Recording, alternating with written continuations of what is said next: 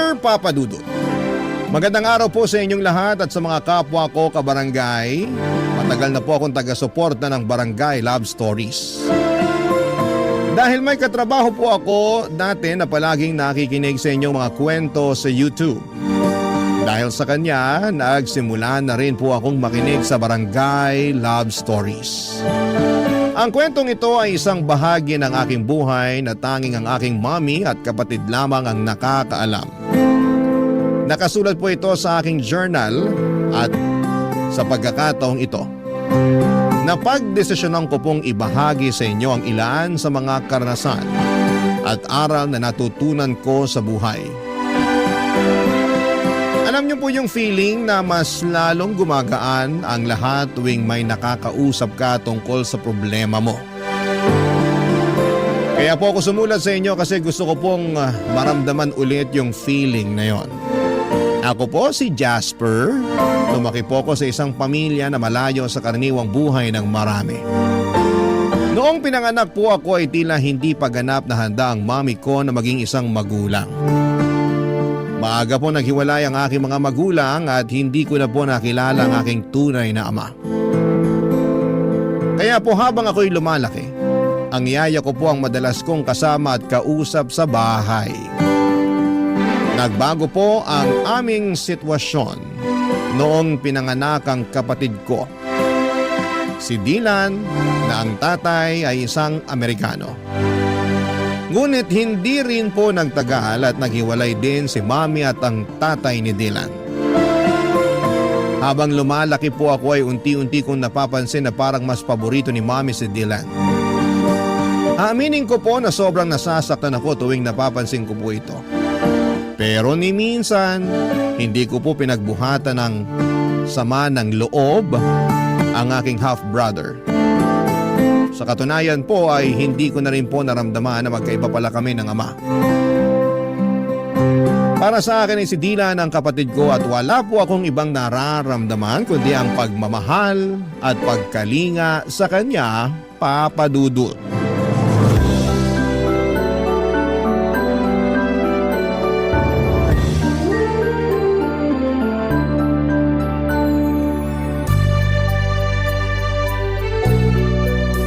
Ang tangos talaga ng ilong mo. Sana kahit kalahati man lang bigyan mo ako. Tapos ang puti-puti mo pa. Iba talaga pag may lahing kano. Mukhang naliligo kahit hindi naman talaga naliligo. Huwag mo nga akong simulan, kuya.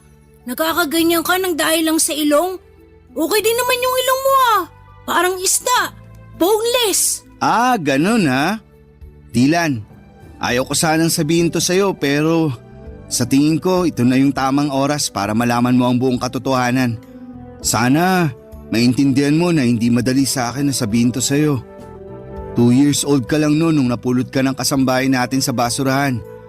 Hindi alam ng kasambahay natin kung ano ang gagawin niya noong mga panahon na yun. Kaya si mami na ang nagpaubaya at nagpalaki sa'yo. Anong akala mo sa akin 5 years old? Hoy, lumang tugtugi na yan. Balikan mo na lang ako pag nakapag-isip ka na ng bago. Eto naman, di na mabiro. Nga pala, asan si mami? Namamalengke ata. Kanina pa wala dito yun. Ang sabihin mo, baka nagbubulakbol. Ang di ko rin kasi maintindihan dito kay mami. Para siyang teenager kung umasta. Kung yung ibang nanay dyan, sobra-sobra yung pag-aalaga at pag-aaruga sa mga anak nila. Tayo naman parating naiiwan sa bahay kasama yung maid. Di ko tuloy maiwasan mainggit dun sa mga kaibigan kong pinaghihigpitan ng mga nanay nila. Naku, bahala ako dyan. Huwag mo akong idamay. Ayokong paghigpitan ako, no? Tsaka isa pa, ayaw mo nun? Pwede tayong kumain at maglaro ng video games buong maghapon. Kung sa bagay, pero mas maganda sana kung may tatay tayong kasama dito, no? Ay, yang si mami talaga. Sana naman makahanap na siya ng matinong lalaki. Oo nga, di ko pa talaga nararanasan yung pakiramdam na magkaroon ng isang ama. Pareho lang naman tayo. Yung tatay ko di ko na rin naabutan. Tapos yung tatay mo naman, sobrang bata mo pa nun. Di nga nagtagal ng 1 month yun dito sa bahay. Mabait pa yung tatay ko, kuya. Ewan, di ko rin masabi. Pero ang natatandaan ko, parati silang nag-aaway ni mami. Tas kadalasan, nasa terrace yung tatay mo umiinom at nagyoyosi. Ah! Ikaw, Pilipino, Ako naman Amerikano. Ano kaya magiging lahi ng susunod nating kapatid, kuya? German? Japanese? O Canadian? Ano sa tingin mo? Uy, sana naman di na magkaanak yan si Mami. Hirap na nga siya sa ating dalawa eh. Sa akin nga lang pala siya nahihirapan. Ikaw ang paborito eh. Kumbaga sa internet, ikaw yung naka-bookmark na website. Tas ako yung parang advertisement sa video na pilit sinasara. Grabe ka naman, kuya. Hindi naman siguro. Di mo ba talaga napapansin? O sige nung isang araw, anong kinain mo for breakfast? Ha? Bacon. Teka lang, bakit mo naman naitanong yan? Mismo. Nung isang araw, pinagalitan at pinigilan niya ako nung kinuha ko yung bacon sa ref. Sabi niya pa nga sa akin, nagtitipid daw tayo. Pero mukhang ako lang naman tong tinitipid niya. Ikaw naman, kuya. Nagkakaganyan ka ng dahil lang sa bacon. May longganisa naman sa ref eh. Yun na lang ang kainin mo. Ano ka ba? Hindi lang yun. Napapansin ko rin na siya yung palaging kumukuha ng report card mo. Pero yung report card ko, sa maid niya parati pinapaubaya. Hala, baka ampun ka nga. Joke lang. Pero seryoso na to. Pakiramdam ko din na favorite ka ni Mami kasi ikaw tong mukhang foreigner sa ating dalawa. Uy, paano mo naman nasabi yan? Napapansin ko lang kasi na ikaw tong laging binibida niya tuwing kausap niya yung mga kaibigan niya. Tapos kapag pumupunta yung mga kaibigan niya dito sa bahay, ikaw lang yung pinapakilala niya sa kanila. Pakiramdam ko tuloy kung hindi ako ampon, siguro nakababatang kapatid niya ako. Sa totoo lang, sobrang bigat sa pakiramdam. Kuya talaga? Ba't kung makapagsalita ka parang kasalanan kong lahat? Uy, sorry na. Di ganun ang ibig kong sabihin ha. Pasensya ka na.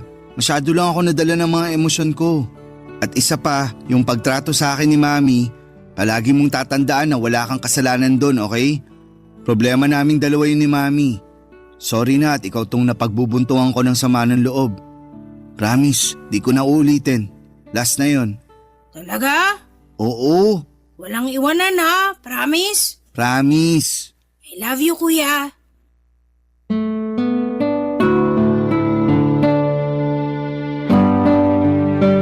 Ganyan kami ng kapatid ko, Papa Dudut.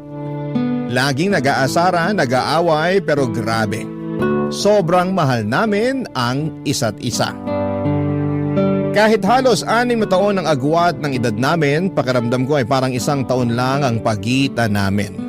Siguro dahil alam naming pareho na kami lang din ang magtutulungan sa huli. Kasi tulad ng sinabi ko, si Mami palagi namang lumalabas. Tapos yung maid na lang yung nakakasama namin sa pang-araw-araw. Kaya kami ni Dylan magkasama sa lahat ng oras, pagkain, laro, problema. Lahat ng maliliit at malalaking bagay ay magkasama kami. Pero bigla po nagbago ang sitwasyon nang nakilala ni Mami si Nathan, isang French na hindi nagtagal ay naging boyfriend niya. Hindi ko talaga maintindihan yung nararamdaman ko ng mga panahong yon. Parang naghahalo-halo yung takot, pagwo-worry, at hindi ko alam kung matutuwa ba ako o mababahala. Sa totoo lang, sa pagkakakilala ko kay Mami, akala ko ay hindi rin magtatagal yung relasyon nila. Kasi hindi siya yung tipo ng tao na basta-basta magpapadala sa isang relasyon. Pero sa kabila ng lahat, at the end of the day ay masaya kami ni Dylan kasi naging mabait naman si Nathan sa amin. Hindi nagtagal ay nag-live-in na rin sila sa bahay na inuupahan namin. At doon ko na-realize na tila ba isang malaking pagbabago yung pagpasok niya sa buhay namin. Akala ko ay magiging one big happy family na kami.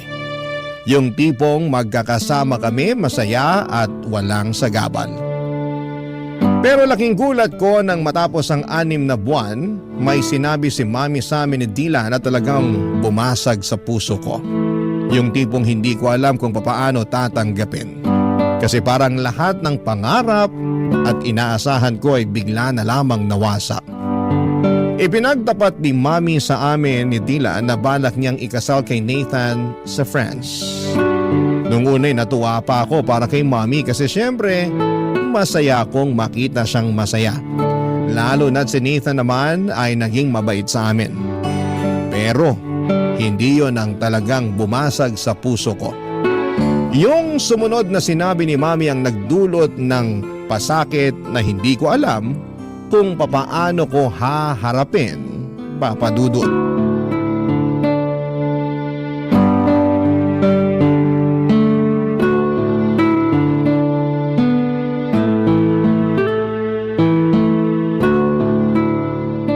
Sige na naman kuya, pahiram na ako ng cellphone mo. Sandali lang. Hindi mo ba nakikita na naglalaro pa ako? Manood ka na muna ng TV doon sa sala. Kanina ka pa naglalaro eh. Okay na yan. May kailangan Mami! tayong pag-usapan. Bakit? Ano po yun? Mukhang seryoso to ah. Patay. Kung may nabasag dito sa bahay, malamang kasalanan ni kuya yan. Basagin ko kaya mukha mo, gusto mo? Tumigil na nga kayong dalawa. Tungkol to sa napag-usapan namin ng Tito Nathan nyo. Bakit po? Magpapakasal na kami. At napagdesisyonan namin na doon na kami sa France magpapakasal. Ibig niyo po bang sabihin, sa ibang bansa na tayo titira? Astig! Sa wakas, makakakita na ako ng snow. At napagkasunduan rin namin ng Tito Nathan nyo na si Dylan na muna ang dadalhin namin. Ano? Dylan, lumabas ka na muna. Pero kuya, Sige na, please. Sige na anak, iwan mo na muna kami ng kuya mo. okay po.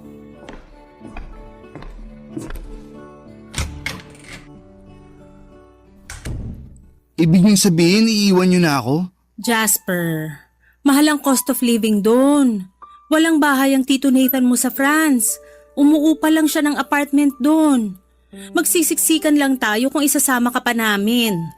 At isa pa, mas makakamura tayo kung dito ka na muna sa Pilipinas mag-aaral. Bakit pakiramdam ko na nagpapalusot lang kayo?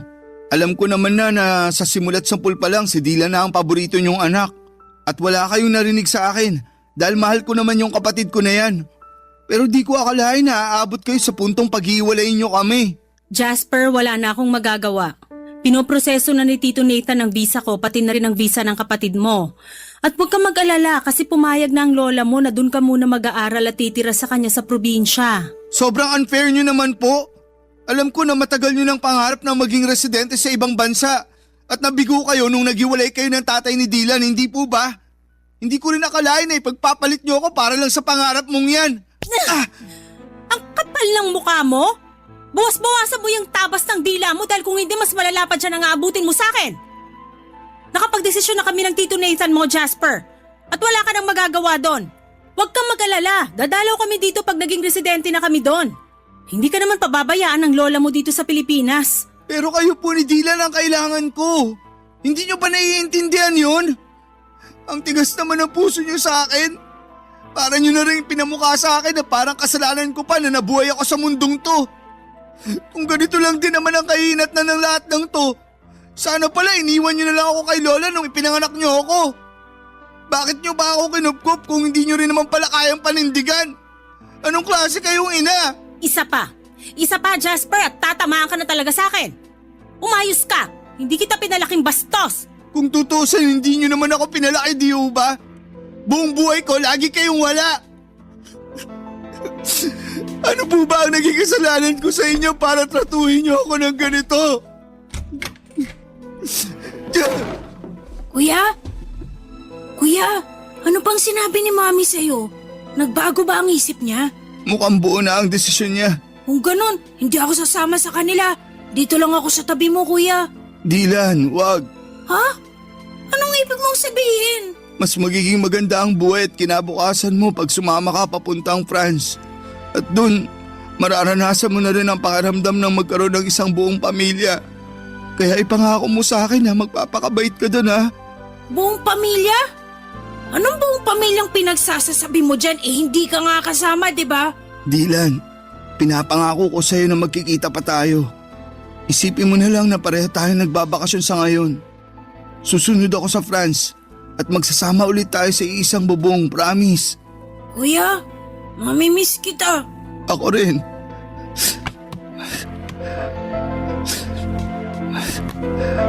Oh, eto. Kunin mo. Ano to, kuya? Sa'yo na yung cellphone ko. Para naman may remembrance ka sa akin. Ingatan mo yan, ha? Oo, iingatan ko to. Thank you, kuya. Pero paano ka? Doon na daw ako kay Lola titira eh. Sigurado naman ako na may cellphone yun. O siguro magpapabili ako sa kanya. Ewan ko. Basta, huwag kang mag-alala. Dahil tatawagan pa rin kita, okay? Kuya, mamimiss kita. Payakap ako.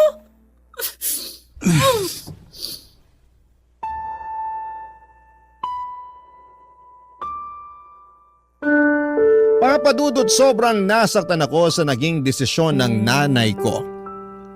Hindi ko malilimutan yung araw na umalis sila, Mami at yung partner niyang si Nathan at ang kapatid ko papunta sa France. Hindi ko makakalimutan na hindi na ako sumama sa kanila sa airport. At pinili ko na lamang na magtago at hindi na magpakita para kahit papaano ay maibsan yung sakit na nararamdaman ko sa pag-alis nila. Pero kahit na anong gawin ko ay hindi pa rin natanggal yung bigat sa dibdib ko. Noong sumunod na araw, pumunta na ako sa probinsya doon sa lola ko. Doon nagsimula yung depression ko. Naging pasaway ako at aaminin ko na nalulung ako sa mga bisyo at nagkaroon ng matinding depresyon. Pumayat ako dahil halos hindi ko na nararamdaman ang gutom. At naging pabigat na rin po ako kay lola. Halos hindi na rin ako kumakausap ng tao. Kung hindi ako nagbubulakbol, nandun lang ako sa kwarto, nagkukulong at nakikinig sa music. Simula nung umalis si Mami ay hindi ko na rin siya kinausap pa. Galit na galit pa rin ako sa kanya. Gusto ko siyang sumbatan sa lahat ng sakit na nararamdaman ko. Pero pinili ko na lang na manahimik at maglaho na parang bula sa buhay niya. Mas lalo rin akong nasaktan noong hindi rin ako kinausap ng nanay ko simula nang umalis siya. Dahil alam niya siguro na hindi naman ako pababayaan ng lola ko. Pero syempre mas lalo lang nadagdagan ang pagkamuhi ko sa nanay ko. Si Dylan naman, papadudot, ay palagi ko siyang sinusubukang i-contact. Nung unang araw niya sa France ay punong-puno ng messages yung phone ko mula sa kanya. Mga pictures, mga videos na nag-i-enjoy sa bagong buhay niya doon. At parang bahagi ako ng mundo niya. Kahit malayo siya. Pero habang tumatagal ay mas kumonte yung mga mensahe niya. Kung minsan ilang araw na akong hindi makakatanggap kahit isang text mula sa kanya. At yon, hindi ko maiwasang mag-isip na baka nakalimutan na niya ako. Nasaktan ako noon syempre at mahirap tanggapin, pero iniisip ko na lamang na baka abala ako sa bago niyang buhay kasama sina Mami at si Nathan, papadudot. Barangay Love Stories. Barangay Love Stories. Yung empathy ng lola ko ang naging gabay ko, papadudot. Kahit na siguro naging pasakit ako sa kanya, ni minsan ay hindi ko naramdaman at tinataboy ako ni lola. Laging pinaparamdam ni lola na naiintindihan niya ako. Kinuwento sa akin ni lola na gusto raw akong ipalaglag ni Mami noong ipinagbubuntis pa ako nito, pero siya ang tumutol at ipinaglaban akong ipanganak. Nalaman ko rin na siya ang may gustong lumayo kami ni Mami para lumaki ako sa piling ng tunay kong ina. Pero hindi alam ni lola na sobrang iba pala ang trato sa akin ni Mami habang lumalaki ako. Masakit mang marinig ang mga revelasyon ni lola ay hindi ako nawala ng pag-asa. Dahil sa pagmamahal ni lola ay nagpatuloy ako sa pag-aaral at nakapagtapos ng Bachelor of Science in Software Engineering. Niyaya ko pa siya na tumira sa syudad, pero mas gusto niyang manatili sa probinsya. Tinanggap ko na lamang ang desisyon niya, pero araw-araw pa rin siyang kinukumusta sa pamamagitan ng cellphone. Bumalik ako ng syudad at pinalad na makapasok sa isang kilalang kumpanya at nag-ipon. Isa sa mga layunin ko noon ay makita si Mami at si Dylan. Aaminin ko na may mga hinanakit pa ako kay Mami, pero handa na akong lunukin ng pride ko, papadudot. Matagal na kasi ang mga nangyari. At ang tanging hangad ko na lamang ay magkaayos kami at makasama sila, lalong-lalo na po si Dylan, papadudot. Sinubukan kong mag-message kay Dylan, pero madalang na lamang talaga siyang mag-reply. Kaya naman nag-decide akong kontakin si Mommy sa social media tungkol sa bala kong kumuha ng tourist visa papunta sa France. Nagulat ako sa mainit na pagtanggap niya. Ang sabi niya ay miss na raw niya ako at humingi pa siya ng sorry sa mga pagkukulang niya. Pinatawad ko siya at naramdaman ko na parang naghilom na ang mga sugat ko. Nag-file ako ng 3-week leave na approve at natuwa pa ako nang ma-approve ang visa ko. Kaya makakapunta na ako sa bansang bahagi ng Europa kasama na ang France. Agad ko itong binalita kay Mommy at sobrang saya niya para sa akin, Papa Dudut. Si Dylan ay hindi pa rin ako nireplyan. Pero sinabi ko na lamang sa sarili ko na mas okay siguro kung magkita na lamang kami ng personal. At dumating na nga ang matagal ko nang hinihintay, Papa Dudut, ang makatungtong sa airport ng France.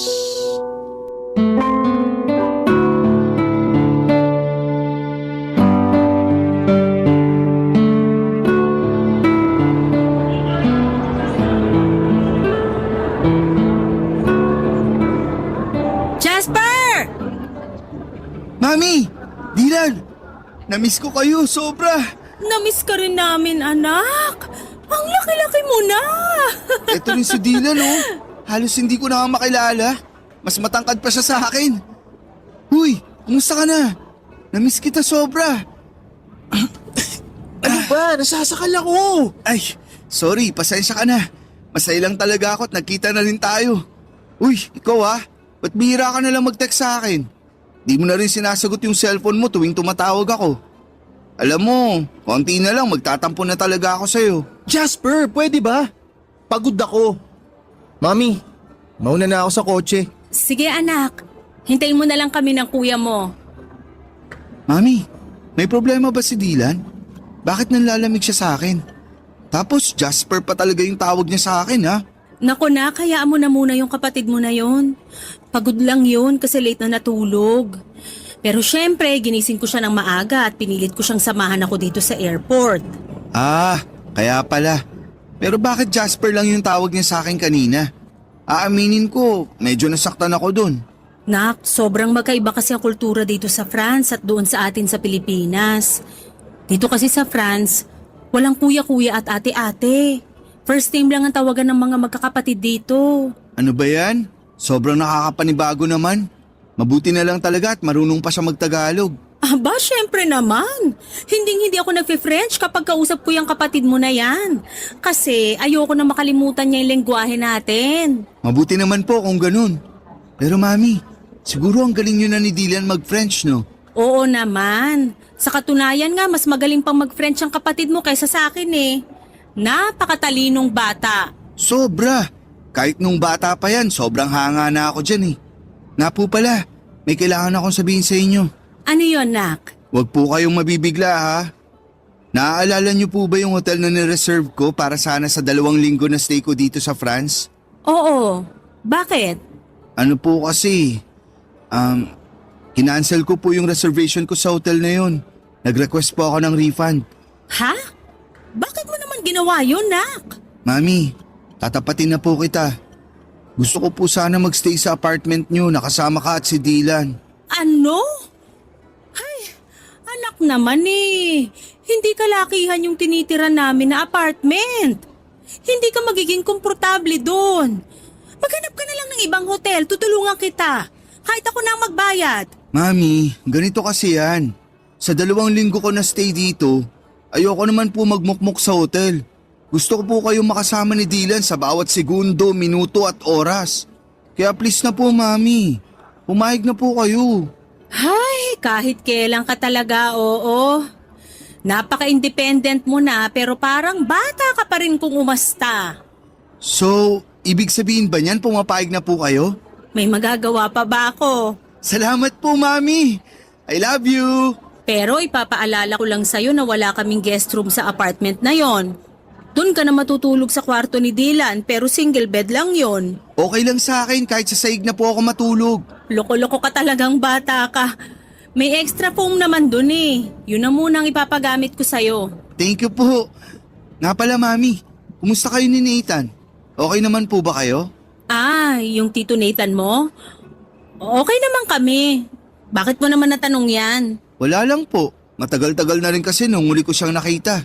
Sa tingin niyo po ba, okay lang sa kanya na doon na muna ako tutuloy sa apartment? Ayan tayo eh. O di ba sana naisip mo yan bago mo kinansela yung reservation mo dun sa hotel? Ibang klase ka talagang bata ka. Mami talaga. Sigurado akong mabibigla yon. Pero huwag kang mag-alala. Ako nang magpapaliwanag sa kanya. Thank you, Mami. Kaya mahal na mahal ko po kayo eh. Naku, nambola pa. Pero Jasper, kung sakaling may marinig ka na ingay galing sa kwarto namin, huwag mo na lang pansinin, okay? Kasi alam mo naman, buhay mag-asawa, paminsan-minsan may mga hindi pinagkakasunduan. Pero wala namang problema na hindi nasosolusyonan, di ba? Bakit po? Madalas po ba kayo mag-away ni Nathan? Alam mo naman mga French, ang tatapang. Tapos kapag may pinaniniwalaan sila, talagang pinaninindigan nila. Kaya ayan, paminsan-minsan nagtatalo kami dahil sa ugali ng Tito Nathan mo na ganyan. Kaya pala. Mukhang maninibago ako dito ah. Halika na nga, sa bahay na tayo magkwentuhan.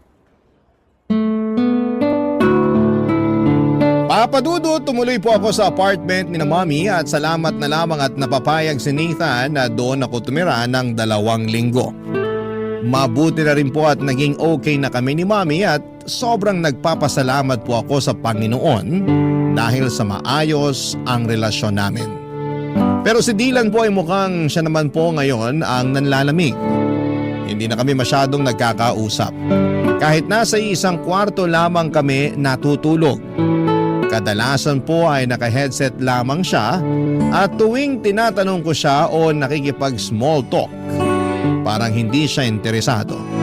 Minsan nga po ay hindi na niya ako sinasagot ng maayos. Nung una iniisip ko na baka epekto lamang ito ng pagiging dito niya sa France nanirahan. O baka naman dahil sa mga pagtatalo ni Mommy at Nathan sa kabilang kwarto. Alam ko po kasi na kahit na hindi nila sinasadya ay malaki ang epekto ng mga ganong bagay, lalo na kapag naririnig ng bata. May mga pagkakataon din na iniisip ko na baka may pinagdadaanan siya na hindi ko pa rin nauunawaan. Sinubukan ko pong kausapin siya minsan kung bakit siya nanlalamig. Pero iniiwasan lamang po niya ako. Hindi ko na po siya pinipilit, baka lalo lang po siyang magtampo o magalit. Naintindihan ko naman po na may mga bagay na ayaw pa niyang pag-usapan at baka hindi pa siya handa papadudot. Kahit na ganito siya, hindi po nagbago ang pagmamahal ko sa kanya. Mahal na mahal ko pa rin siya at ginagawa ko po ang lahat para iparamdam sa kanya ang bagay na yon. Kaya noong nagkita kami, ginamit ko po yung pagkakataon para ipakita sa kanya kung gaano ko siya pinapahalagahan. Pinagluluto ko siya ng almusal, binibilhan ng mga bagong gadgets at kung ano-ano pa. Nagpasalamat naman siya pero hanggang doon na lang. Wala na po yung mga asaran at kulitan namin at ako na lang po ang unti-unting nag-a-adjust sa nagbabagong ugali ng kapatid ko. Hanggang isang gabi habang si Dylan ay abala sa computer at ako naman ay naglilinis ng kwarto ay may napansin po kong kakaiba sa likod niya. Manipis po kasi yung suot niyang damit noong araw na yon. Kaya kitang-kita ko na may kakaibang kulay sa likod niya. Dali-dali ko pong inangat ang t-shirt niya at parang nabasag ang puso ko sa mga nakita ko. May mga pasa siya sa katawan niya. Agad akong natigilan at parang may dumaan na bagyong dumurog sa puso ko.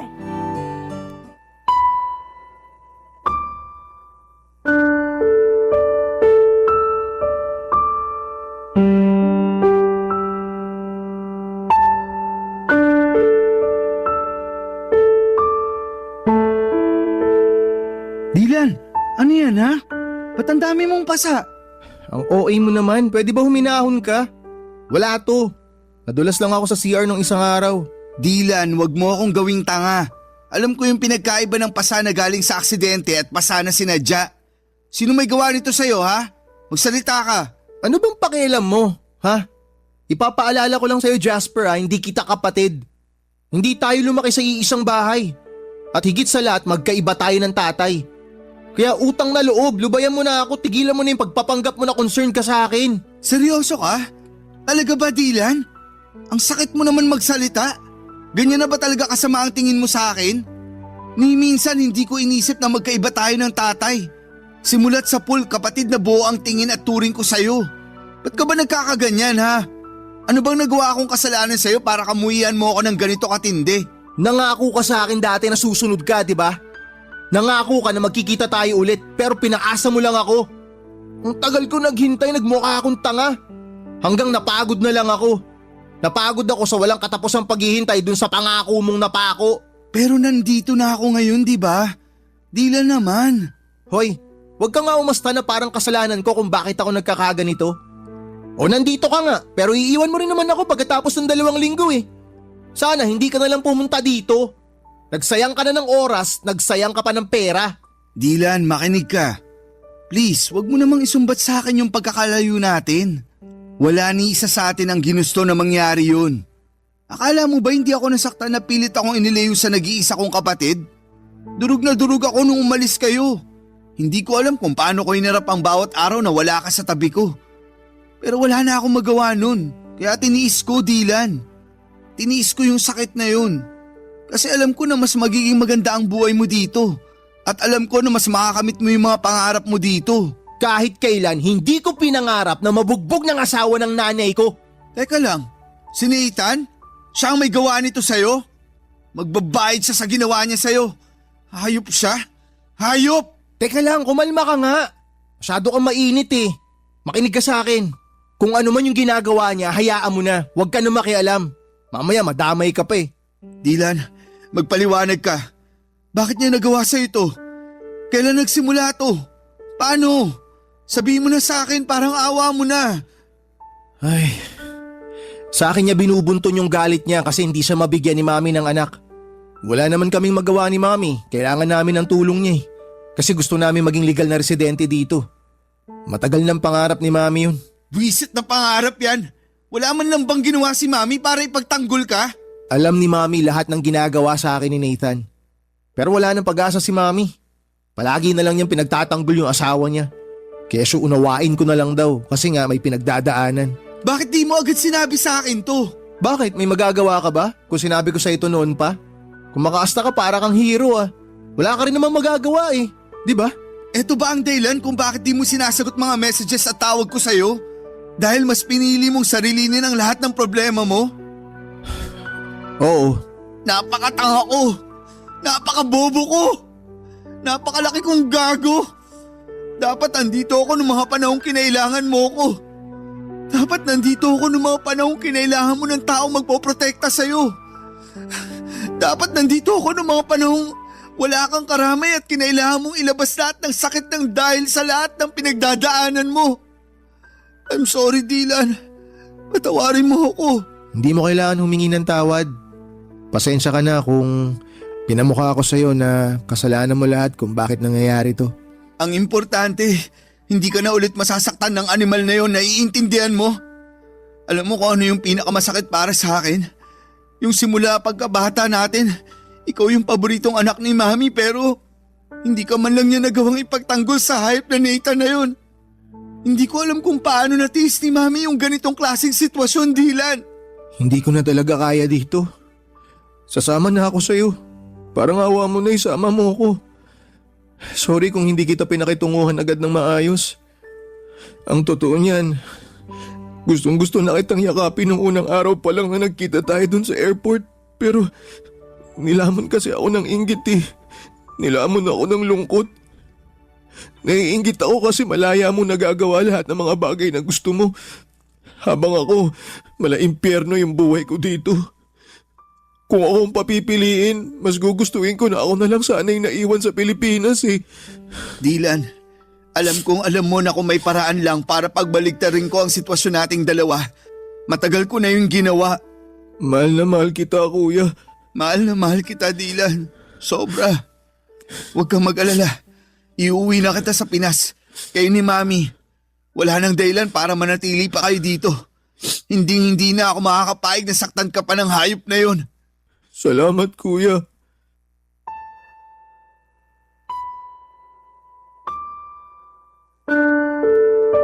Sobrang gulo ng emosyon ko ng araw na yon, Papa Dudut. Hindi ko alam kung paano ko haharapin ang sinabi ni Dylan sa akin. Kung nung una ay pinapangarap ko pang magtagal sa bakasyon ko sa France, ngayon ay parang ang tanging hangad ko na lamang ay makaalis pabalik ng Pilipinas kasama ang nanay at kapatid ko.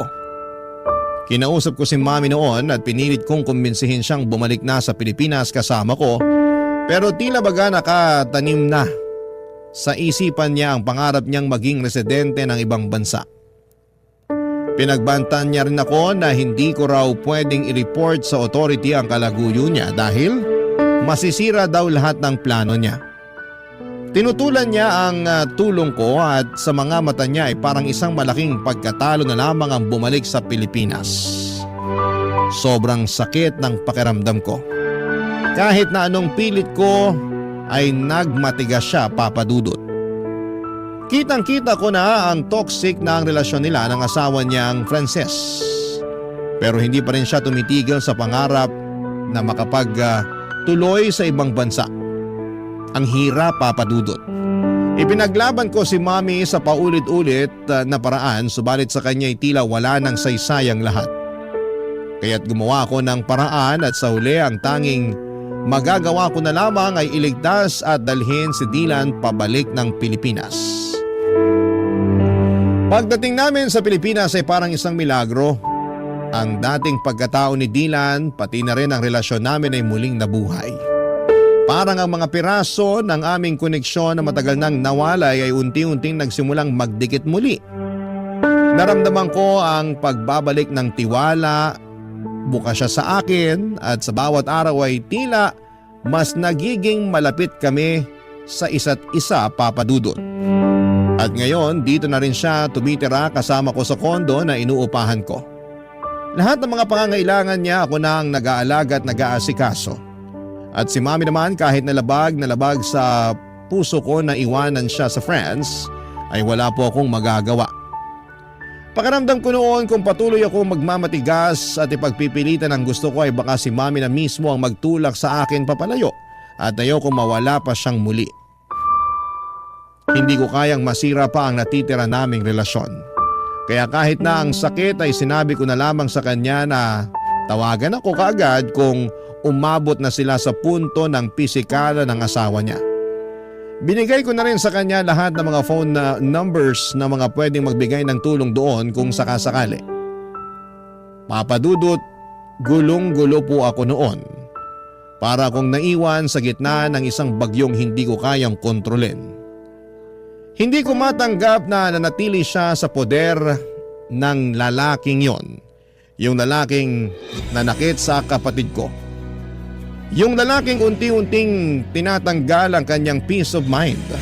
Sobrang hirap at sa kabila ng lahat ng mga nangyari, parang hindi ko kayang tanggapin na patuloy niyang pinipili ang lalaking yon. Parang isang sugat na hindi mo kayang hilumin. Isang pighati na paulit-ulit na bumabalik.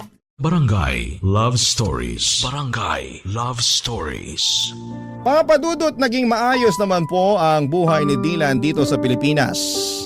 Lalo na at magkasama kami. Maliit lang ang inuupahan kong kondo pero komportable at magaan sa pakiramdam.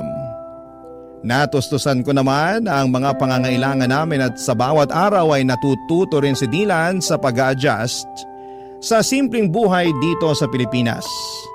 Ako na rin ang nag-aasikaso sa lahat ng papeles ni Dylan para makapag-stay siya ng maayos dito at higit sa lahat ay pinili kong ipagpatuloy ang kanyang edukasyon dito sa Pilipinas.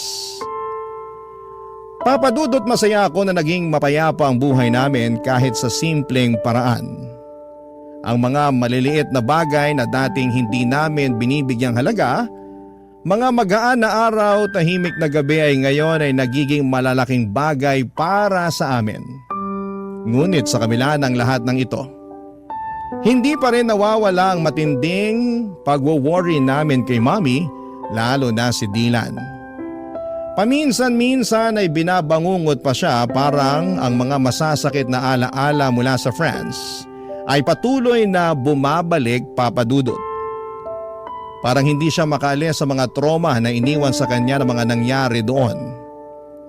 Minsan ramdam ko ang takot sa mga mata ni Dylan at sobra siyang nagwo-worry sa kalagayan ng nanay namin.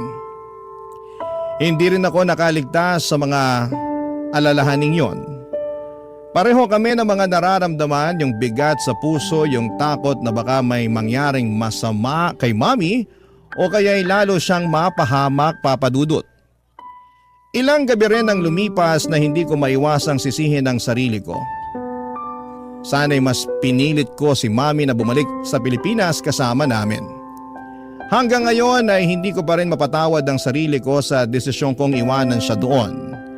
Marami akong tanong sa isipan ko kung sana'y mas pinilit ko pa siya, kung sana ay hindi ko siya iniwan baka hindi na siya lumubog pa sa ganitong sitwasyon.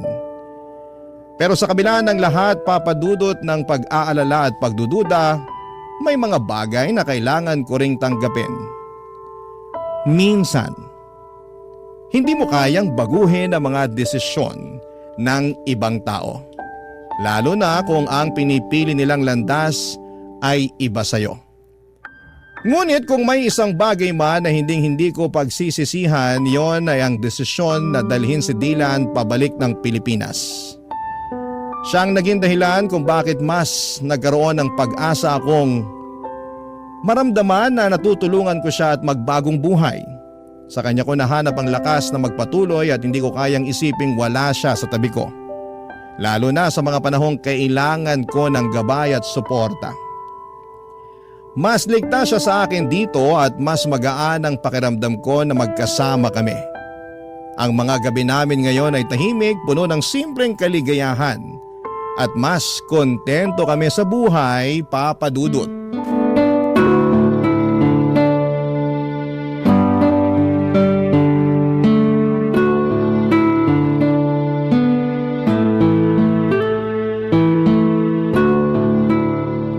Kuya, Oh, Dylan, ano yun? salamat talaga. Hindi ka nagdalawang isip na isama ako pabalik dito sa Pilipinas. Sobrang pasalamat ko lang talaga at malaki pa yung natitirang pera sa savings ko noong mga panahon na yun. Dahil doon, nakabili ako kaagad ng ticket mo papunta dito. Nabawasan pa tuloy yung savings mo dahil sa akin. Pasensya ka na talaga ha. Dylan, yan ang wag na wag mong iisipin. Yung pera, pwede ko ulit kitain yan. Pero hindi ko na mapapatawad ang sarili ko kung may mangyari pang masama sa'yo doon. Ang bait mo talaga kuya. Pero wag masyado ha. Baka kunin ka na ni San Pedro. Sira! Nga pala, kumusta pag-aaral mo? Ayun, okay naman. Medyo nakakapanibago lang ng konti kasi nga magkaiba yung educational system dito sa Pilipinas dun sa France. Pero huwag kang mag-alala. Makaka-adjust din ako dito. Ikaw pa ba? Mas matalino ka pa nga sa akin eh. Kayang-kaya mo yan. Sure yan. Sana nga. Ay, Uy, mukhang may iniisip ka ah. Anong problema? Okay ka lang? si Mami kasi. Hindi ko maiwasang hindi mag-alala sa kanya. Okay lang kaya siya dun? Baka sinasaktan na siya ng Nathan na yun. Nag-aalala din ako sa kanya. Pero parati naman kami nagtatawagan at mukhang okay naman siya. Ay, sana lang talaga okay siya ron.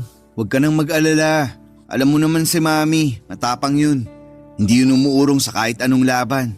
Kuya, mali ba yung naging desisyon ko? Ha? Anong ibig mong sabihin? Na sumama pabalik sa'yo dito sa Pilipinas. Sobra kasi ako nagigilty.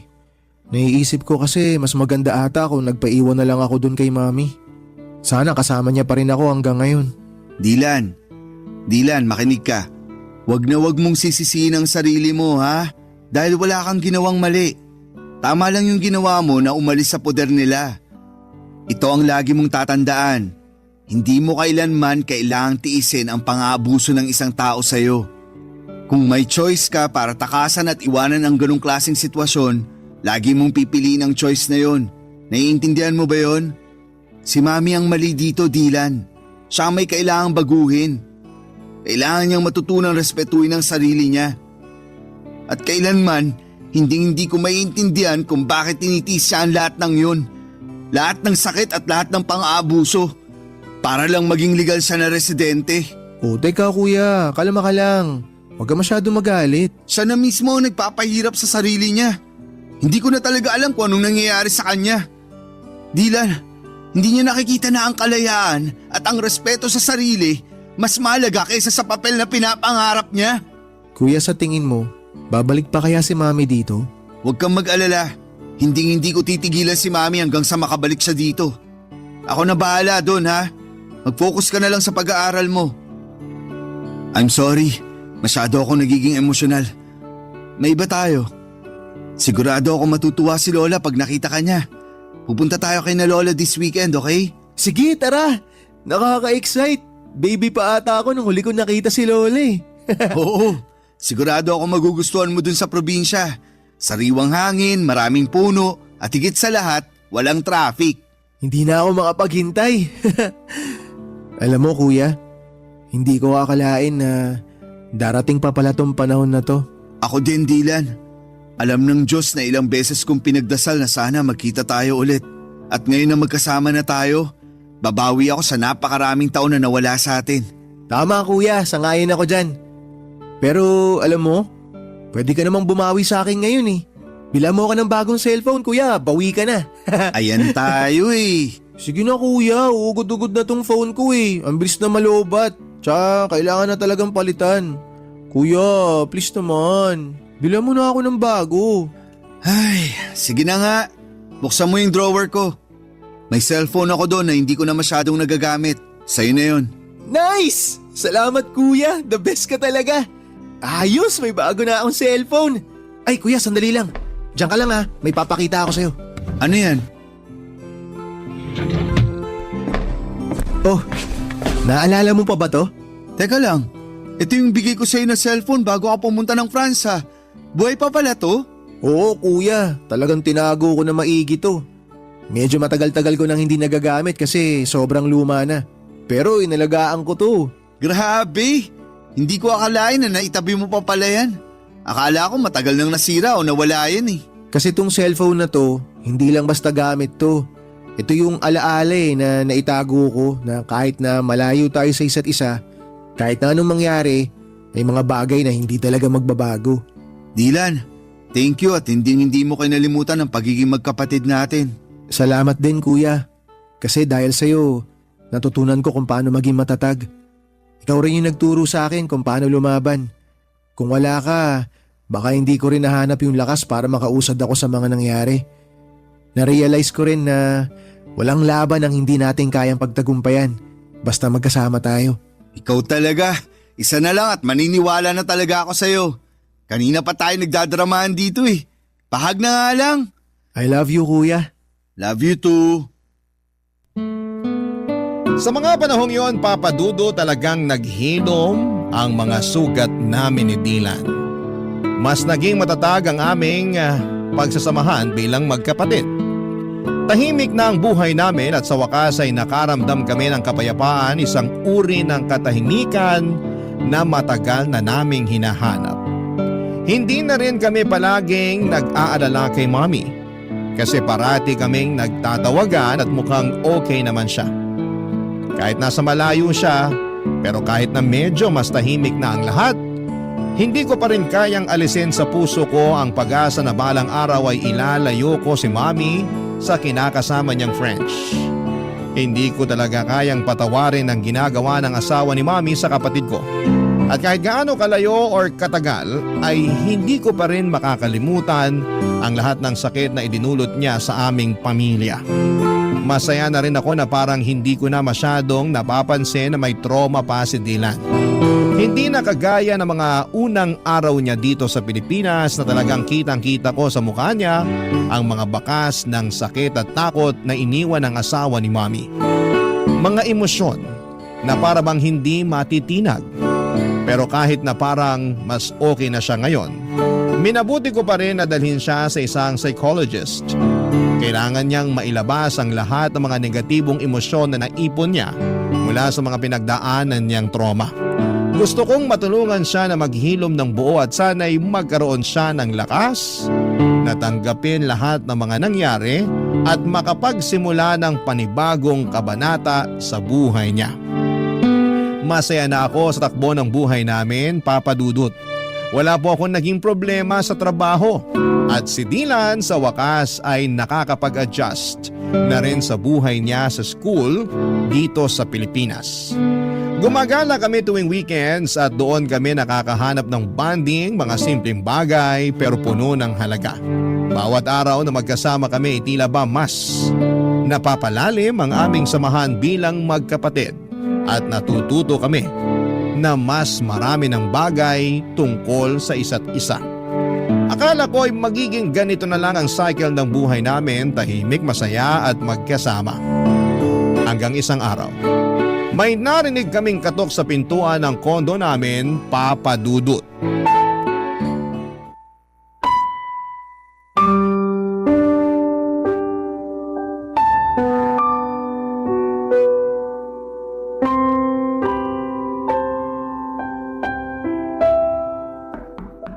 Sandali lang! Mami? Mga anak! I'm so sorry! I'm so sorry! Ang tagal kong hinintay ang araw na to. Teka, Mami, paano nyo nalaman yung address dito? Binigay sa akin ng lola niyo ang address niyo. Pasensya na kayo kung hindi ko sinabi na dadating ako kasi sa totoo lang, hindi ko alam kung may mukha pa akong ihaharap sa inyo. Naging makasarili ako. Ako ang dahilan kung bakit tayo nagkawatak-watak. Makinig ho kayo. Tapos na po yun. Hindi nyo na kailangang isipin yun. Ang importante, nandito na po kayo. Hindi ako naging mabuting ina dahil lang sa kagustuhan ko na umasenso at manirahan sa ibang bansa. Naging unfair ako sa inyong dalawa. Mga anak, I'm so sorry. Sising-sisi na ako sa mga naging desisyon ko sa buhay. Mami, wag nyo nang isipin yun. Okay na po tayo. Hindi nyo po alam kung gaano kami kasaya ni Kuya ngayon na nandito na kayo. Tsaka ang mas mahalaga ngayon, Mami, kumpleto tayong tatlo. At mas matatag na tayo ngayon. Tama po si Dylan. Hinding-hindi na po tayo magkakaiwalay ulit. Lahat ng pagkakamali ko, lahat ng sakit na naidulot ko sa inyo, parang isang malaking kasalanan na hindi ko na kayang itama. Walang kapatawaran yung ginawa ko sa inyo, mga anak. Mami, napatawad ka na namin ni Kuya. Matagal na. Hindi ko alam kung paano ko mapapalitan yung panahon na nawala sa atin, pero kung may pagkakataon pa, babawi ako sa inyong dalawa. Ang importante po, narito tayo ngayon at nandiyan kayo sa tabi namin. Hindi na natin may babalik ang nakaraan pero sigurado ako na mas marami pang magagandang bagay na mangyayari. Lalo na ngayon na magkakasama na tayo. Salamat mga anak. Hindi ko alam kung anong ginawa ko para maging deserving pa ako ng pagmamahal nyo. Pero sobrang nagpapasalamat ako na may pagkakataon pa akong magbago at maayos ang lahat. Sobrang bigat ng kasalanan ko sa inyong dalawa. Mami, mahal na mahal ka po namin. Dylan, nagbulag-bulagan ako sa mga ginawang kahayupan sa iyo ni Nathan dahil lang sa pagmamahal ko sa kanya at sa kagustuhan ko na maging legal na residente. Naging impyerno ang buhay mo dahil hinayaan ko siya sa mga ginawa niyang kawalang hiyaan sa iyo, anak. Hindi mo deserve lahat ng nangyari sa iyo. I'm so sorry. Mami, aaminin ko po. Sobra ako nasaktan nang malaman ko na sinasaktan ni Nathan si Dylan. Akala ko po kasi nun, mas magiging ligtas si Dylan sa inyo. Lalo na't siya yung paborito niyong anak kahit noon pa man. Huwag niyo po sanang mamasamain pero wala naman pong problema sa akin kung siya ang paborito niyo. Ang sa akin lang po, sana pinrotektahan niyo siya laban sa hayop na yun. Pero sa sobrang dami na nang nangyari, hindi ko na po kayang magtanim ng sama ng loob laban sa inyo. Masaya lang po ako ngayon at ligtas kayo. Jasper, sobrang laki ng kasalanan ko sa iyo, anak. Nagkulang ako bilang nanay mo at hindi ko naparamdam sa iyo yung pagmamahal na karapat dapat mong matanggap mula sa isang ina. Anak, maraming salamat dahil sa kabila ng lahat hindi ka nagdalawang isip na tulungan ang kapatid mo. Sobrang nagpapasalamat ako at nilayo mo siya kaagad sa malaimpyernong lugar na yon. Bakit, Mami? Ano nangyari? Nahuli ko si Nathan na ng bababae. Tapos nung kinumpronta ko siya tungkol dito, nagwala siya at muntik na niya akong mapatay. Sinira at binasag niya rin lahat ng mga natitirang gamit sa kwarto ni Dylan. Hindi ko lubos maiisip na baka nasaktan niya ng husto yung kapatid mo kung hindi mo siya sinama pa uwi dito sa Pilipinas. Napakawalang hiya niya. Mami, please sabihin niyo sa akin na pinakulong mo na ang hayop na yon. Anak, hindi ko na kaya na makita pa ang pagmumukha niya. Sa mga panahong yon, na-realize ko kung gaano kabigat at katindi ang pagkukulang ko sa inyong dalawa. Wala na akong ibang inisip ng mga panahon na yon kung hindi ang makabawi sa inyong dalawa. Kaya ginamit ko yung natitirang pera ko para makauwi dito sa Pinas. Mami, kailangan nyo na siyang hiwalayan ng tuluyan. Ayoko na magkaroon pa kayo ng kahit na anong ugnayan sa kanya. I-delete nyo na yung phone number niya sa phone nyo. I-block nyo siya sa lahat ng social media. Baka masundan niya tayo dito tapos saktan na naman niya ako. Ayoko na ng ganun, Mami. Hindi ko na kaya. Dylan, makinig ka sa akin. Wala nang mananakit sa'yo dito. Ligtas ka na sa poder namin. Hindi na ako makakapayag na may manakit pa sa'yo. Anak, makinig ka sa kuya mo. Hindi ka namin pababayaan. Mamamatay muna ako bago ka pa niya masaktan uli. Naiintindihan mo ba yon? Kuya, Mami, mahal na mahal ko po kayo. Mahal ka rin namin, Dylan. Huwag ka mag-alala, anak. Magbabago na ang lahat simula sa araw na to. Hindi na tayo maghihiwalay.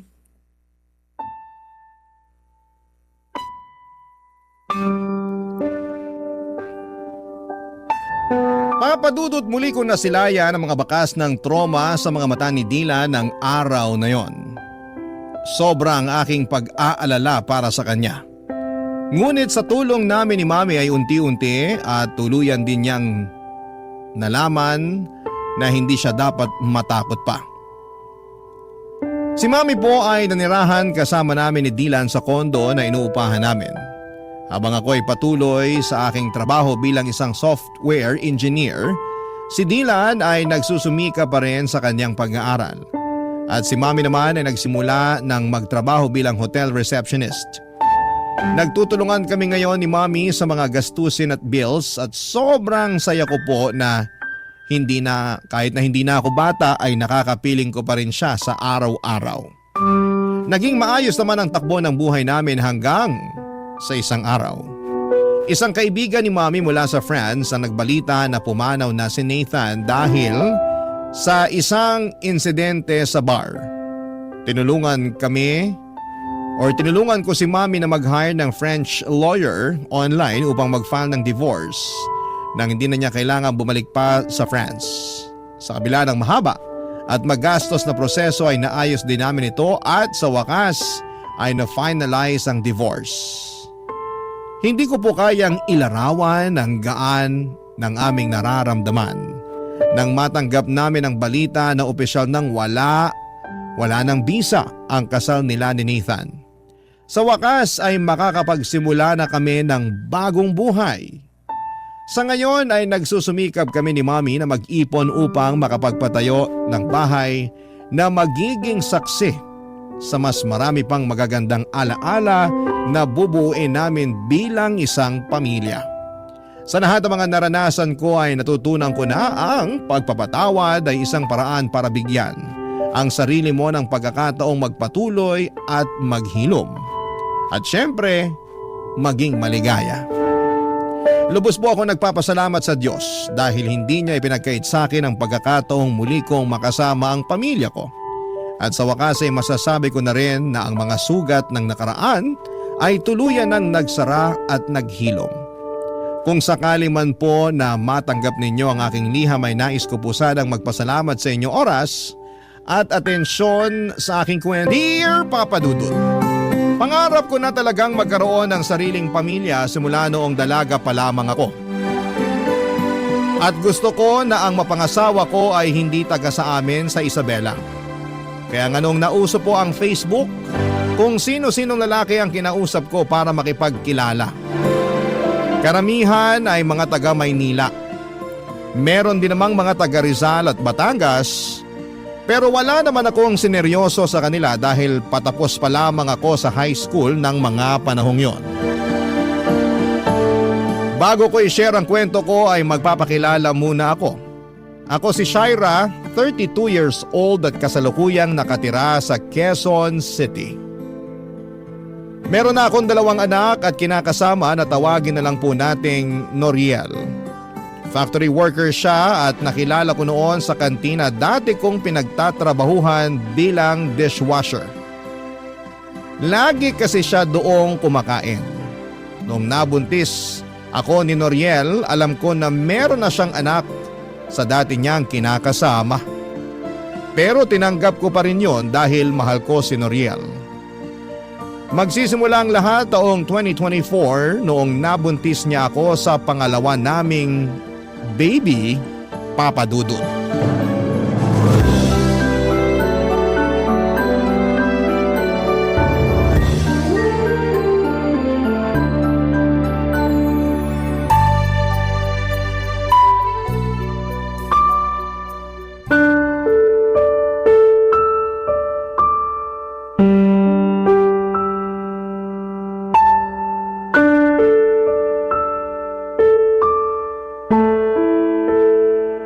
Kamusta?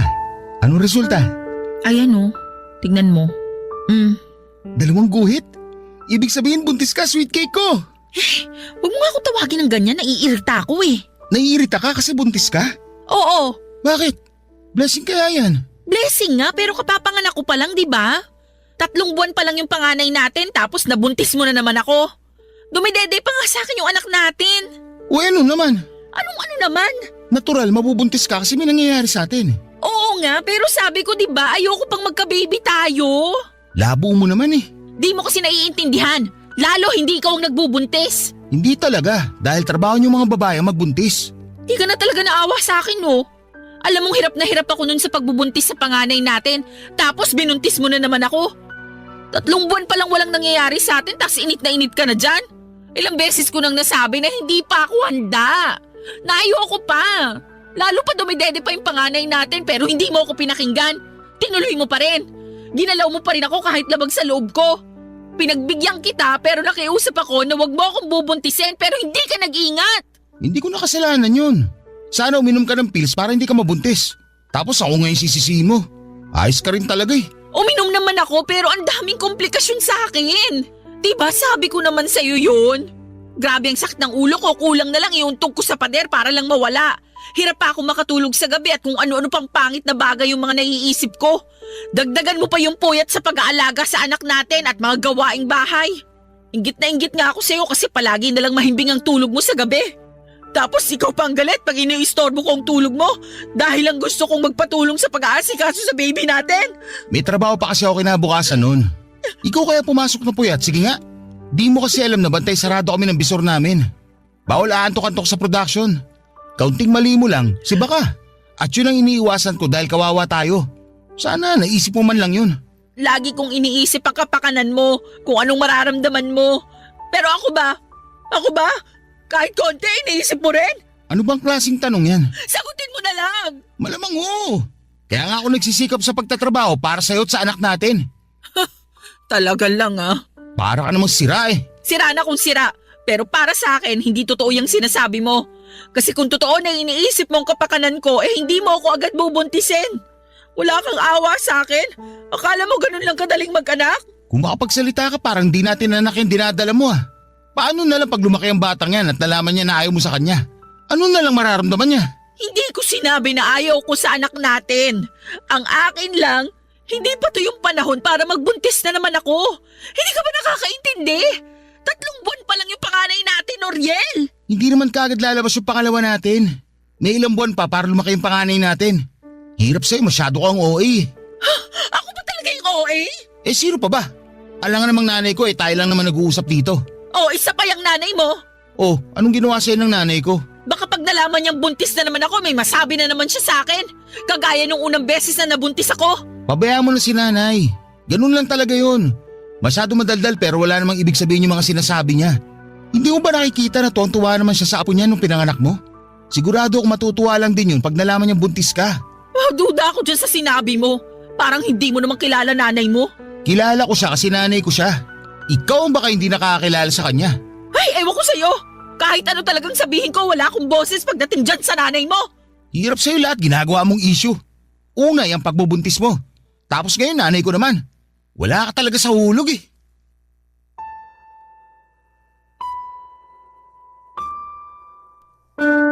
Papadudo 2023 nang nagkakilala kami ni Noriel. Noong taon ding yon ay nabuntis niya ako sa panganay namin kaya nagsama kami sa iisang bubong. Bale, tumira kami sa bahay nila sa Quezon City kasama ang nanay niya. Pero bago yung taong 2016 nang kinuha ko ng tiyahing kong tagaluto sa naturang kantin kung saan kami nagkakilala ng kinakasama ko. Siyempre excited ako noon dahil ang nasa isip ko ay pagkakataon ko na para matupad ang pangarap kong makapag-boyfriend ng taga-syudad. Alam ko na hindi ko dapat priority ang paghahanap ng karelasyon dahil mahirap lang ang buhay namin sa probinsya noong araw. Ni hindi na nga ako nakatungtong sa kolehiyo kahit gustuhin ko pa. Pero lahat ng mga kapatid ko ay meron ng asawa at sariling pamilya. Ako ang bunso sa aming 5 at matagal nang hiwalay ang mga magulang namin. Laking lola kami pero namatay na rin siya noong 2016 kaya nga tuwang-tuwa ako nang papuntahin ako sa Maynila ng tiyahin ko para magtrabaho dito. Palagi akong pinagsasabihan ng tiyahin ko na mag-ipon ng pera para may panggastos ako sa oras ng pangangailangan. Pero hindi ko yon masyadong iniintindi, Papa Dudut. Noong naranasan ko na kasing sumweldo ay naging magastos po ako. Tapos kung sino-sino pa ang dinidate kong lalaki na nakikilala ko lamang online. Kaya nga may reputasyon ako na maharot sa mga mata ng tiyahin ko. Pero hinayaan na lamang nila ako dahil nasa tamang edad na raw ako. Kaya nga noong nabuntis ako at nagsama kami ni Noriel, ay hindi ako makareklamo ng todo sa kanya tungkol sa estado ng buhay namin. Noong isang beses kasi na nagsabi ako sa kanya ay sinisi lamang niya ako dahil masyado raw akong mapusok at hindi marunong makinig sa kanya. Na kung humanap lang daw ako ng lalaking marunong magdala ng pamilya ay hindi ko maranasang mas maghirap pa. Kaya nga wala na akong nagawa kundi ang pangatawanan na lamang ang bunga ng mga naging desisyon ko, Papa Dudut. Ewan. Hindi yata talaga ako siniswerte sa buhay lalo na sa kinakasama at dumagdag pa sa stress ang nanay niya na palagi akong inaaway kahit na wala naman akong ginagawang masama sa kanya, Papa Dudut.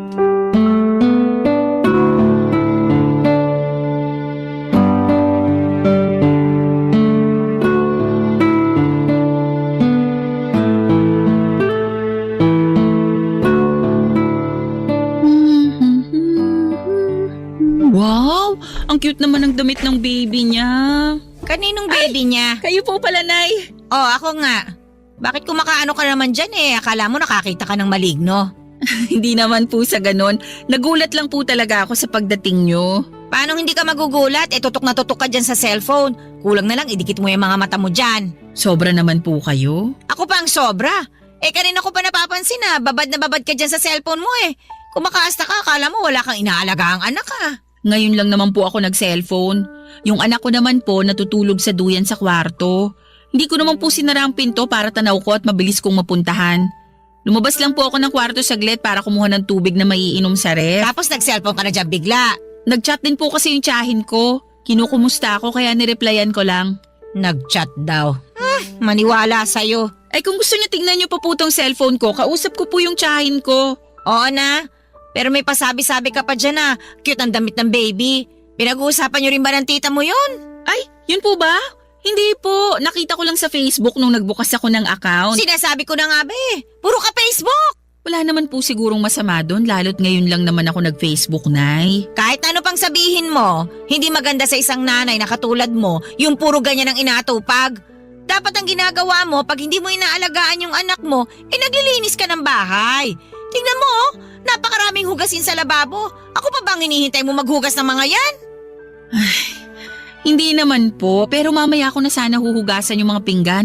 Masakit pa po kasi yung balakang ko at medyo nangangalay yung mga binti ko. Sus, kunwari ka pa. Sabihin mo, nagdadahilan ka lang para hindi makapaghugas.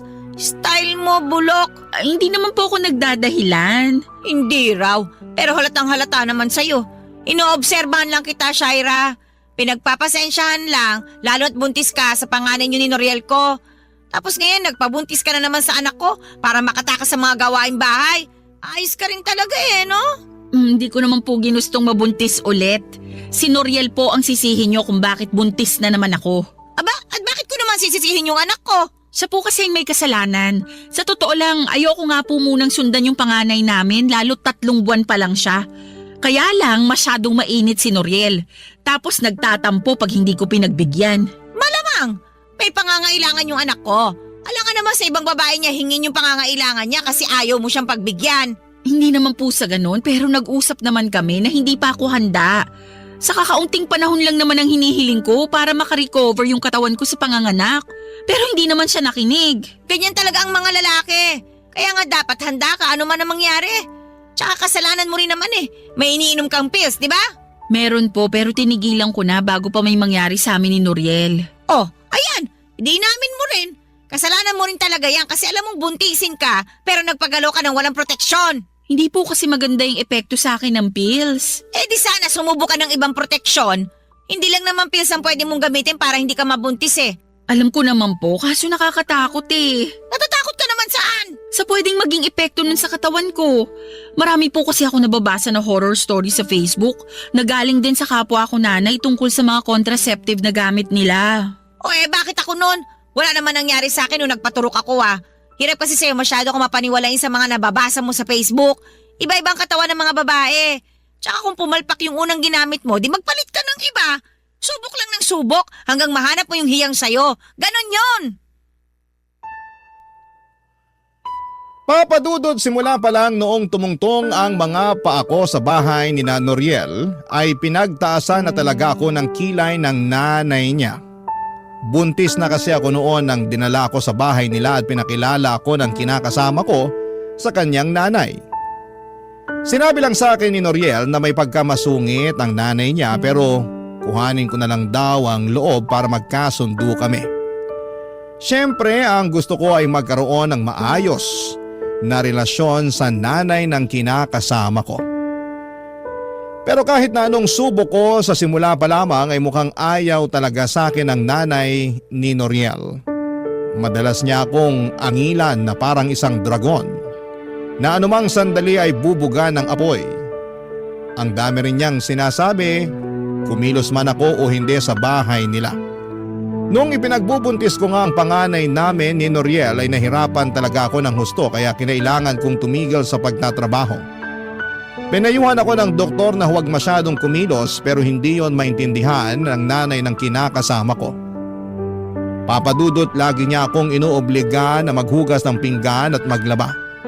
Kasi nakikitara lang daw ako sa pamamahay nila. Yun din ang rason kung bakit takot akong magbuntis sa pangalawa namin. Bagay na hindi naman maintindihan ni Noriel na mga panahong nagsasama kami sa bahay nila, Papadudot. Barangay Love Stories. Barangay Love Stories. Papadudot, may 6 na taong gulang na anak si Noriel sa dati niyang kinakasama na sinusuportahan din niya ng mga panahong yon. Kaya ang maliit niyang sweldo mula sa pagpa-factory worker ay nahati sa anak niya sa una at sa amin. Bilang ako ang babae ay sa akin nakatoka ang pagbabudget kaya masasabi kong mas madalas pa kaming kapusin kesa nakakaluwag. Ewan. Pero kahit na anong gawin kong paghihigpit ng sinturon ay hindi talaga kami makaahon, Papa Dudut. Kaya naman takot na takot akong magbuntis noon dahil sigurado na lalo kaming malulubog sa kahirapan. Alam ko naman sa sarili ko na mahal ko si Noriel, kaya nga lang ay lagi kong sinasabi sa kanya ang mga pangarap ko at gustong mangyari sa pamilya namin. Nagkasundo pa nga kami na kapag malaki-laki na ang panganay namin ay babalik na ako sa pagtatrabaho para makatulong sa kanya. Kaso'y nabuntis niya ulit ako nang wala sa oras. At kailangan na lang naming pangatawanan ang magiging baby namin habang nagpapatuloy sa buhay, Papa Dudut. Pero aminado ako na may mga gabi pa rin na binabagabag ako ng aking mga takot para sa magiging buhay namin sa hinaharap.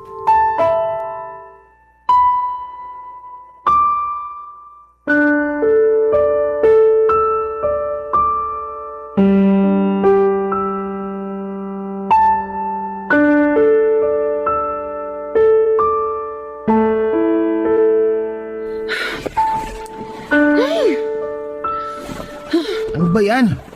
Kanina ko pa naririnig yung pagbubuntong hininga mo ah. Kita mo natutulog na yung tao eh. Sana all natutulog. Ako rito hindi pa eh. Kasalanan ko ba yon? Pikit mo ang mga mata mo. Kung ganun lang kadali yon, sana kanina pa ako tulog. Ano ba kasi problema mo? Ikaw ang problema ko. Lagi ka na lang nagagalit sa akin tuwing gusto ko magsabi sa'yo ng nararamdaman ko. Feeling ko tuloy wala ka ng pakialam sa akin. Gabing-gabi na nagdadrama ka pa eh. Patulog na nga yung tao oh. Saka saan na naman galing yung pinagsasabi mo? Sa akin lang. Naisip ko lang kasi yun yung pakiramdam ko. Sa Ira naman eh. Ayoko ng away. Pagod ako. Pagod din naman ako ah. Paano ko napagod eh? Nandito ka lang naman sa bahay natin. Baka nakakalimutan mo na buntis ako tapos nag-aalaga pa ako ng anak natin, Noriel. Kung makapagsalita ka dyan, akala mo madali rin ginagawa ko ah. Ay nako, nagre-reklamo ka na naman eh. Hindi ako nagre-reklamo. O ba't ganyan tono mo? Malapit ko na tuloy isipin na hindi ka na masaya sa pamilya natin. Talaga? Nakuha mo pang isipin yun kung sakali? Oo, mahal ko kayo ng anak natin. Pati na rin itong baby na nasa tiyan ko pero hindi ko lang mapigilang mapaisip kung meron ka ba talagang pangarap para sa amin. Ano na naman ba yan? May plano ka ba talagang ibukod kami ng mga bata? Ano? Alam mo kung anong sinasabi ko. Hindi ko alam. Ewan ko sa'yo. Ng bahay, Noriel. Hindi ba nangako ka sa akin noon? Pag nakaluwag-luwag tayo, ibubukod mo kami ng anak mo. Gusto ko lang malaman kung may bala ka pa rin na to pa rin yung pinangako mo sa akin noon. Sa totoo lang, parang malabo na yan. Lalo na ikaw may sabi pag nakaluwag-luwag tayo. Sa panahon ngayon, mas madalas pa tayong gipit kaysa nakakaluwag-luwag. Kaya paano ko pa matutupad yung pangako ko sa'yo na mabubukod ko kayo? Saka may paparating tayong baby. Di ba dapat mas unahin ko yung anak natin kaysa sa kung ano-ano mga naiisip mo? Pero di ba kapag nagsasama na ang babae at lalaki, bumubukod na sila? Para lang sa may mga pera yun. Saka, bakit ba gusto mong bumukod hindi naman tayo pinapalayas ni nanay dito? Hindi nga, pero bahay niya pa rin to. Dapat meron tayong sariling bahay lalo't lumalaki na ang pamilya natin. Sa panahon ngayon ang mamahal ng mga bilihin, paano pa kaya ang renta? Sige nga, gusto mo yatang mamulubi tayo at sa kalsada na lang tumira eh. Hindi naman siguro tayo aabot sa ganun. Aabot tayo sa ganun pag hindi ka pa nanahimik dyan. Masyado ko maraming gusto hindi pa nga tayo umaasenso. Kasalanan mo naman eh. Nag-uusap na tayo noon. Maayos na yung plano natin na pag lumaki-laki ang panganay natin, tutulong ako sa pagtatrabaho para makaipon tayo. Kaso, masyado kang mainit sa kama. Ayun tuloy, nabuntis mo na naman ako. Hindi pa nga natin natutupad yung usapan natin na mag-iipon pero pakiramdam ko back to zero na naman tayo. Kawawa naman sa'yo anak natin dyan sa tiyan mo eh. Hindi pa nga pinapanganak, palagi mo na sinisisi. Hindi ko sinisisi ang anak natin. Ikaw ang sinisisi ko. Ay talaga naman. Kaunti na lang malapit na ako mapikon sa'yo. Lagi ka namang napipikon sa akin eh, bago pa ba yun? Hirap sa'yo, masyado ka emosyonal. Alam mo namang buntis ako? Malamang, emosyonal talaga kaming mga buntis. Dinamay mo pa yung ibang mga buntis. Baka ikaw lang naman talaga ang ganyan. Hindi mo alam, nakakayamot ka na. Kaya hindi na ako magtataka kung bakit hindi kayo magkasundo ni nanay. Tama siya na para ka may sariling mundo. Sinabi sa'yo ng nanay mo yon? Na para ako may sariling mundo? Oo! Ano sagot mo? Wala. Nagkibit balikat lang ako. Ayoko nang pahabaan yung usapan kaya hindi na lang ako sumagot. Grabe ka talaga? Hindi mo man lang ako pinagtanggol? Paano kita ipagtatanggol kung nakikita ko na parang totoo naman ang sinasabi ng nanay ko? Isipin mo nga yan. Huwag lang lagi pagkukulang ko yung tignan mo. Tignan mo rin yung sarili mo. Masyado akong mapaghanap. Hindi ka na marunong makontento. Sige na, patutulog na ako. Huwag mo na ako istorbohin. Papadudot matapos ang pag-uusap namin yon ni Noriel na nauwi na nga sa pagtatalo ay nadagdagan lang ng panibagong tampo ang mga nauna kong tampo sa kanya. Alam ko na mas praktikal na tumira sa bahay nila pero nahihirapan na kasi akong pakisamahan ng nanay niya. Sa tingin ko ay ginawa ko naman ang lahat ng abot ng makakaya ko pero wala. Matigas at malayo ang loob sa akin ng biyanang kong hilaw. Simula noon ay hindi na ako nagsabi ng saloobin kay Noriel dahil siguradong hindi na naman niya ako pakikinggan. O baka nga sisihin niya ulit ako at sabihing masyado akong mareklamo at ako talaga ang hindi marunong makisama sa amin ng nanay niya. Pakiramdam ko, Papa Dudut, ay wala akong karapatan na magsabi ng feelings ko. Kaya naman tinuong ko na lamang sa pagsali sa mga online group sa Facebook ng mga kapwa ko nanay at may kinakasama ang paglalabas sa mga hinaing ko sa buhay at sa relasyon namin ni Noriel. Bali ang ginagawa ko ay nagpo-post ako ng aking mga problema sa grupo na sinalihan ko at marami namang nagkokomento para magbigay sa akin ng pagpapayo. Hanggang sa may napansin akong isang Facebook account na paulit-ulit na nagko-comment sa mga post ko. Hindi nagtagal ay nag-chat sa akin ng naturang account para makipagkaibigan. Akala ko ay kapwa ko rin siya nanay kaya inaccept ko ang friend request niya sa akin sa Facebook. Pero makalipas ang ilang araw ng pag-uusap namin ay inamin niya na isa siyang lalaki, Papa Dudut.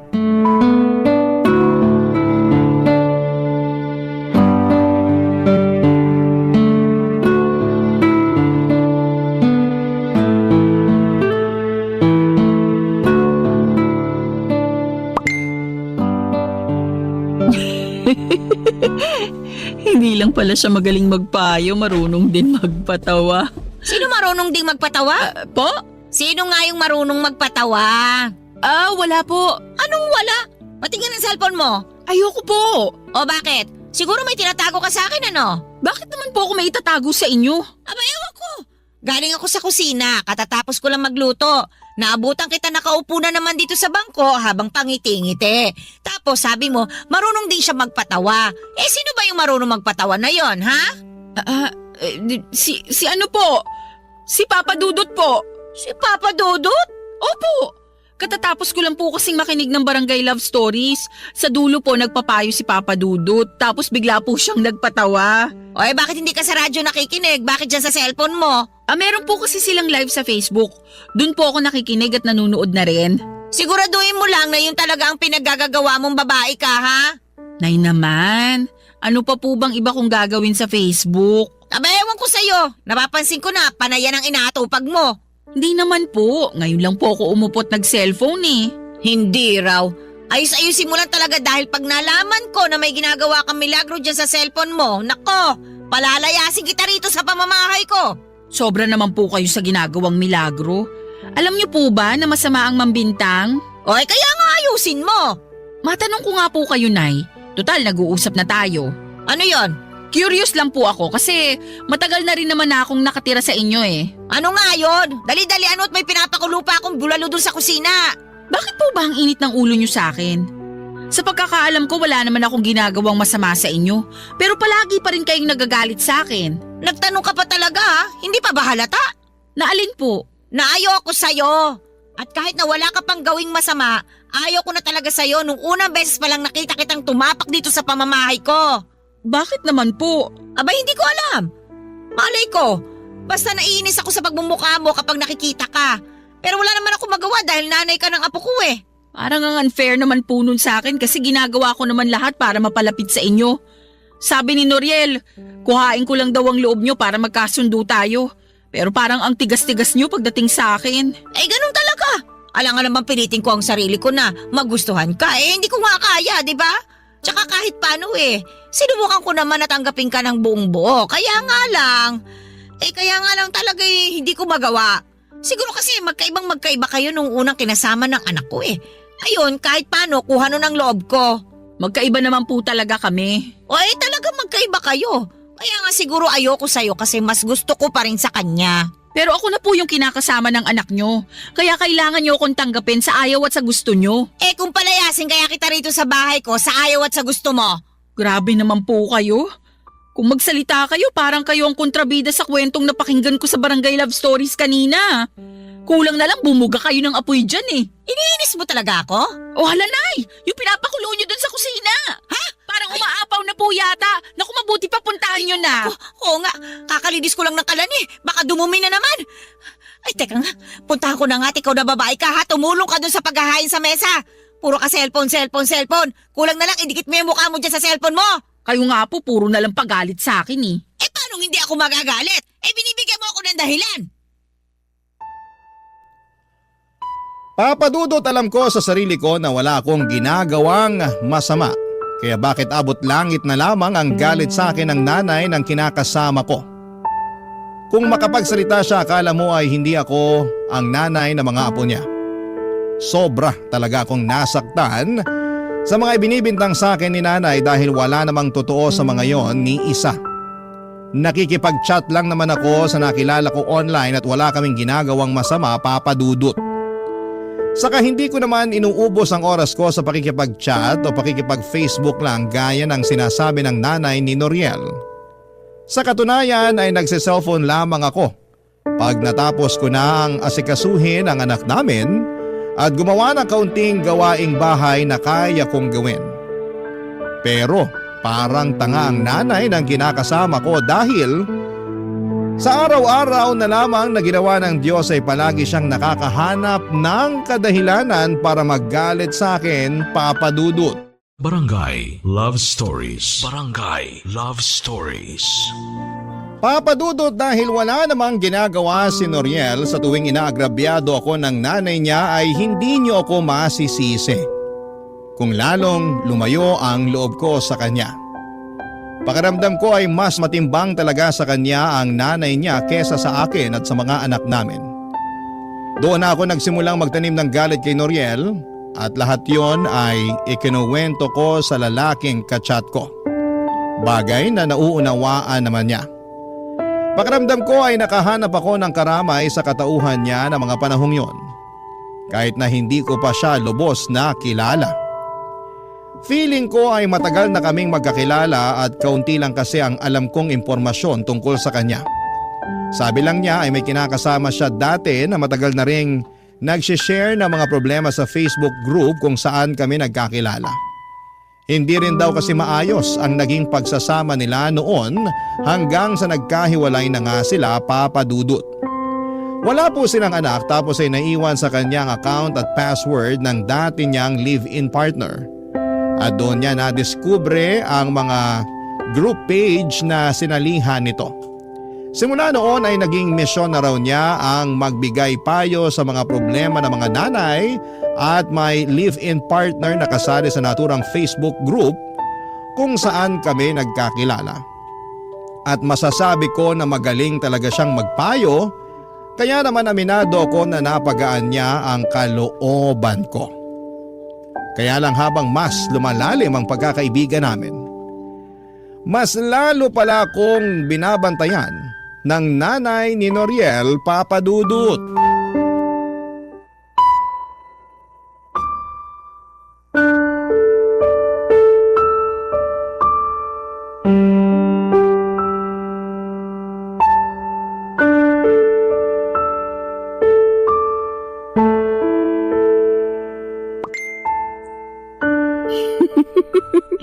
Grabe, panalo talaga mga hirit niya.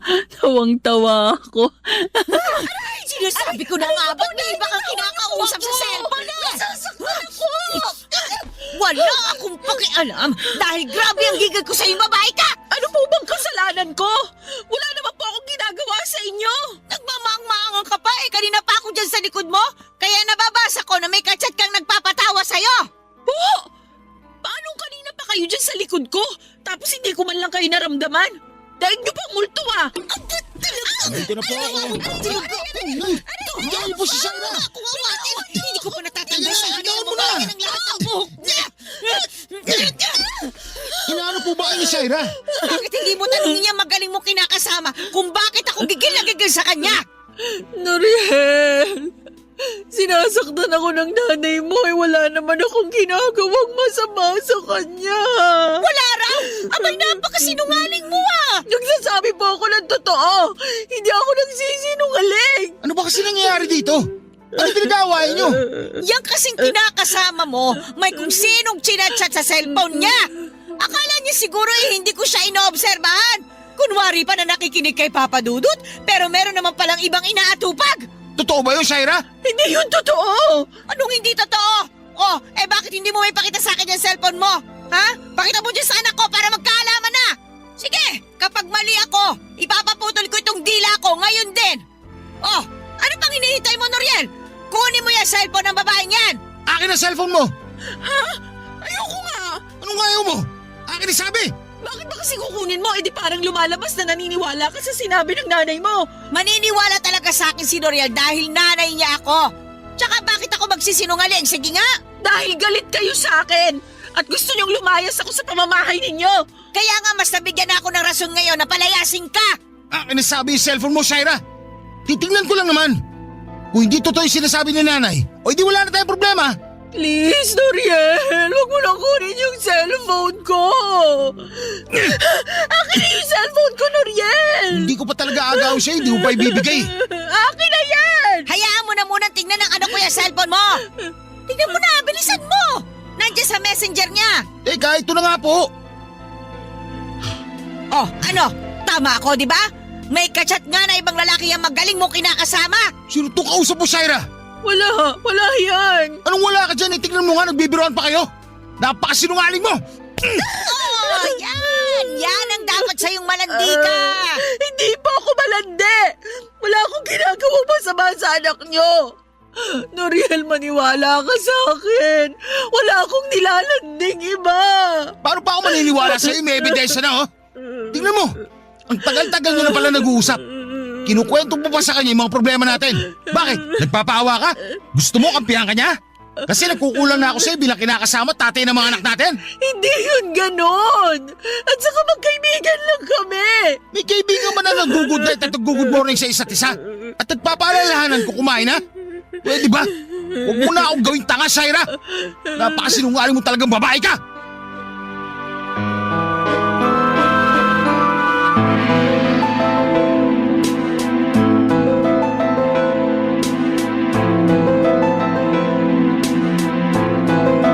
Papadudod, hindi ko akalain na nakaabang lang pala sa akin ang nanay ng kinakasama ko para magkamali ako.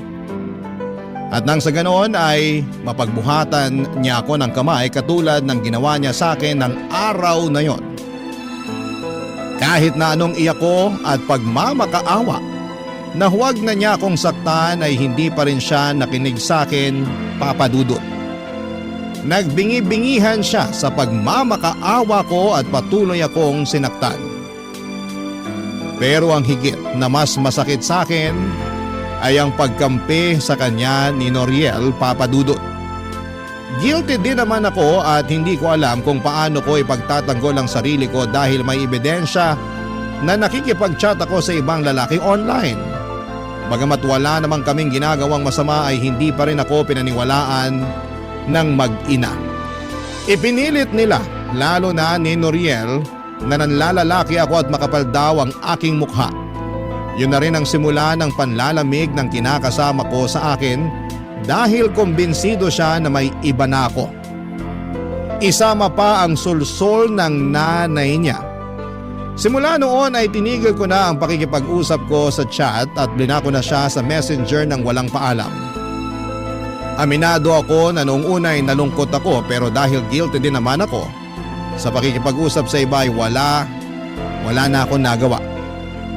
Alam ko sa sarili ko na kailangan kong bumawi kay Noriel.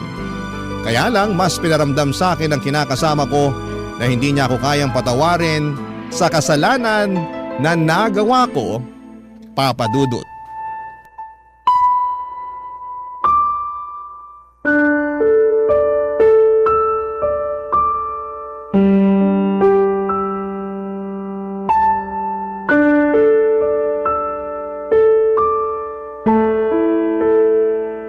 Alis na ako.